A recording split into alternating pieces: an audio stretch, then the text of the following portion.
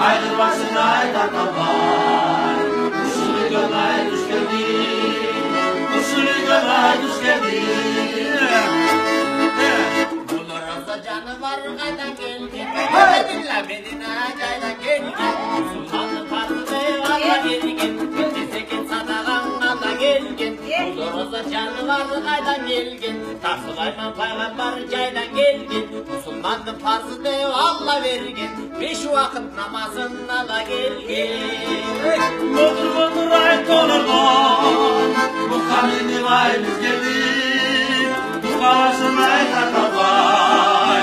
Usulü gömay kuş geldik. Usulü gömay kuş geldik. Öyle çaktı, öyle çaktı. Ayağımdı, büyük taktı. Aydan koni verildi. Aydan koni verildi.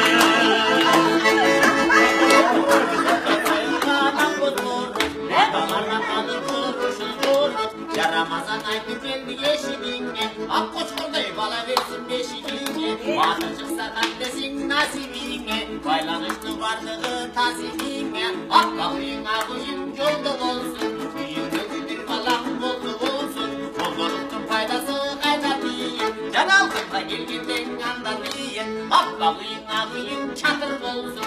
Büyüğünü bir balam batır olsun. Batırlıkın faydası kayda diyin. El çetine cümlesen Hakbalıyın ağıyın meket olsun. Büyümde bir balam çeşen olsun. Çeşenliğin faydası kayda diye. Kalızlıkla caygan cayda diye. Bodur bodur evet olurdu. Bu kamini vay biz geldik. Bu kavasın aydan babay. Usulü gömay kuş geldik. Usulü gömay kuş geldik. Ramazan Ramazan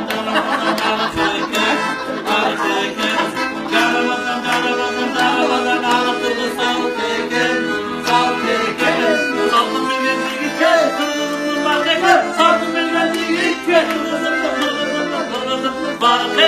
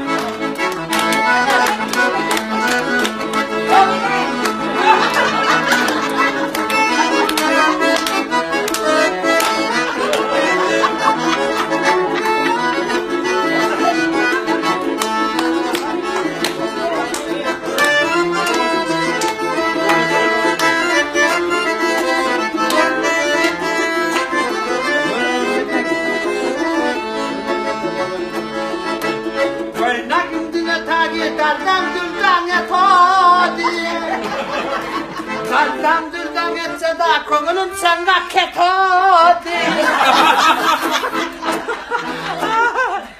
Kadra götüş, kadra götüş, kadra götüş, kadra götüş.